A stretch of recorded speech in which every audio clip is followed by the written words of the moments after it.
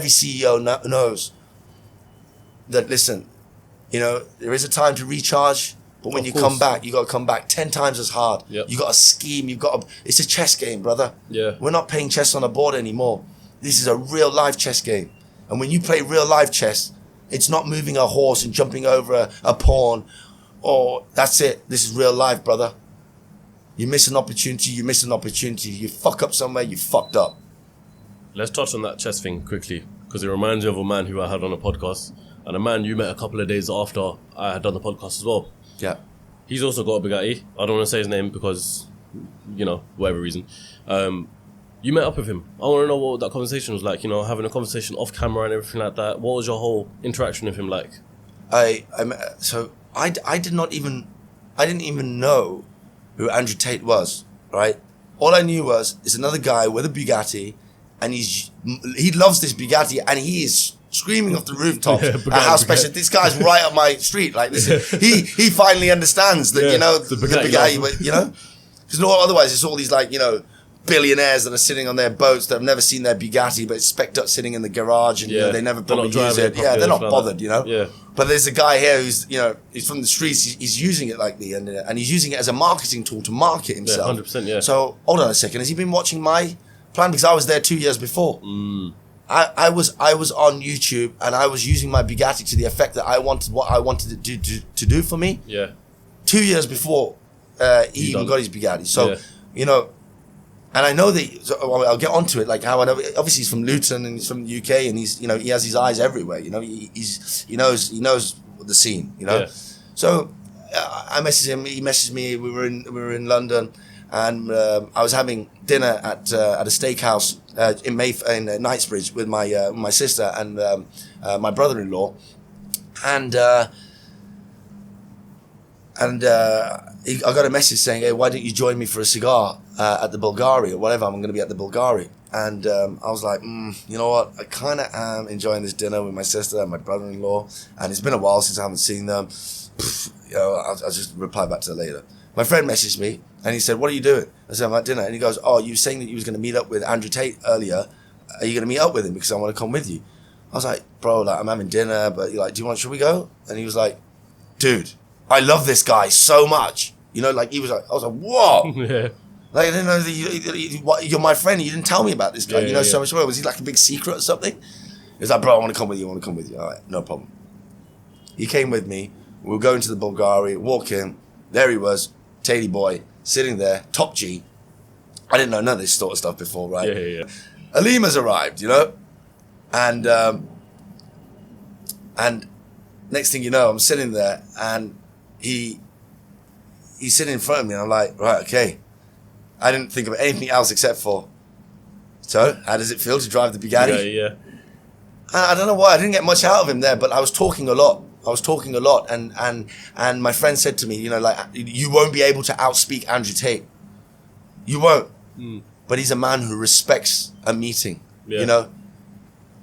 I think he respected the fact that I came across so genuine and so honest with him, in terms of, from what I got from him, these people were sitting around and everything that he would say, they would just laugh at it anyway. Yeah, okay. I'm like, not laughing at this. Like, he's not trying to be funny. Yeah. But I understand. I'm thinking, whoa, these guys feel the same way that my friend felt.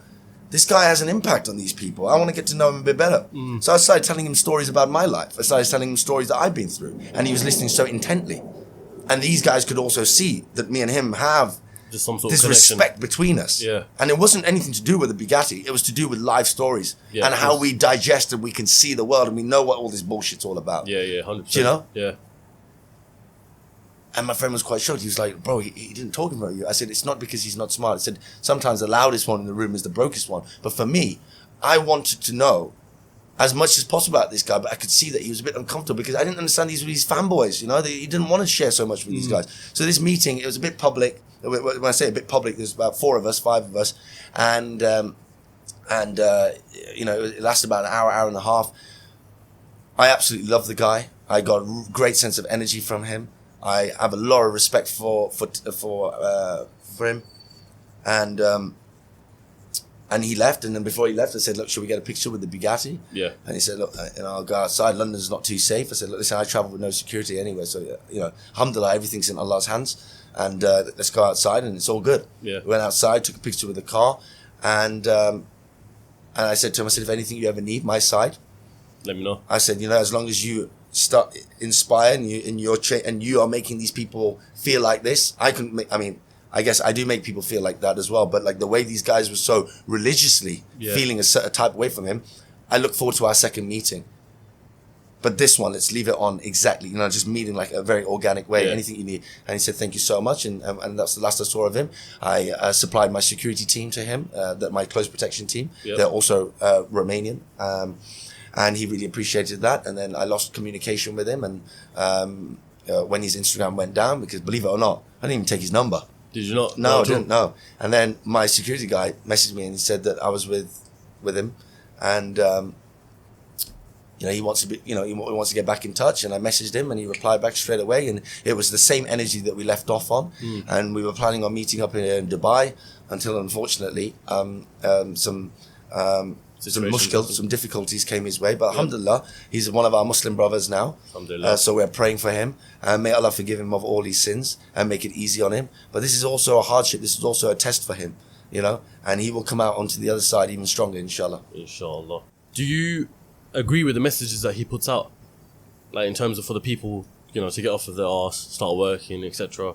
The way his messages. Yeah. Solid. Completely. I think I myself, I thought, you know what, let me digest and let me see what these guys are watching, right? Yeah. Yeah. I mean, look at the message he's putting out and look at the message everybody else is putting out towards it. Like, it's the best thing you could, like, for these youth, it's the best thing that they could ever hear. Could do, yeah. Yeah, just simple things as well. It digests it, breaks it down, and step by step tells you how to become, a better person to survive in this world. 100%. It's a survival of the fittest. And at the end of the day, you've got to be physically fit. You've got to be mentally fit. You've got to be a bit rough on yourself. You've got to be a bit harsh on yourself, And you've got to... I think, what I do like about him is that he doesn't tell you the quick rich scheme, but like for... How much does he sell his course for or whatever? 50 a month, something like that. Yo, Tate, you're watching this when you come out, yeah? I want a little cut from this one. Yeah. But like for $50 or £50, right, yeah? What you gonna get? A meal? You're just gonna shit out? How about you have McDonald's today or something, right? Yeah, or a KFC. Yeah, literally. Right, and spend the rest of that money with him. Yeah. And next month or the month after that, you're probably eating steak. Yeah, I mean, in the UK, you're spending 50 quid a day on breathing, basically. So putting your money into somewhere exactly. No, but to answer your question, I think his message most of the time to the youth is the right one. Yeah. I just believe that, as Tam Khan has always mentioned as well, and his delivery is a little bit disruptive. Yeah. But then again, you have to be like that if you want to be noticed in the world. 100%, yeah. No one's going to notice you in class if you don't put your hand up. Yeah, exactly. And as well, I think where the generation's gone today, it's so far gone in terms of being almost like degenerate sort of thing. Him bringing it back, I think it's a good thing for the next generation upcoming. Because I think there was a gap in between generations, just say our generation and, the previous generation next to us. They're so far gone and just doing anything to make themselves noticeable, embarrassing themselves on the internet, being clowns, etc., all that sort of stuff, but they're not really putting in a hard graft and stuff. Yeah. And that's where I rate Tate's message, because it's installing that back into people, which I think is a good thing.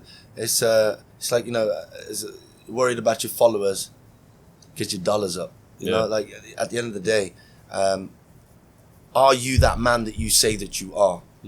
Yeah. Have you got the qualities of what it takes to be a man? Or are you just a clown? Exactly. And unfortunately, there's a lot of clowns, right?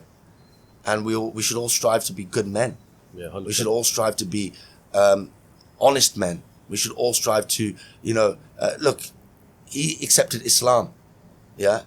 The message of Islam got to him because I believe he is that man. He is that man that understands and can digest society and the world. And he has understood the message. 100%. We are blessed, alhamdulillah, to be born Muslim. But are we acting upon it? There's so much more to do. I think we follow our religion. We follow our Prophet Azul Pak Sallallahu Alaihi Wasallam, who is our best example, role model. We couldn't have been better men. But we've lost. We're completely lost. We are fighting a battle that our ancestors never had to fight a battle. And Allah subhanahu wa ta'ala knows that as well. But that's why our fight for heaven is a lot more difficult. 100%, yeah. But it's got to be done. But it's got to be done, brother, because nobody want to go hell. Exactly. Oh, stop it, bro. Stop it,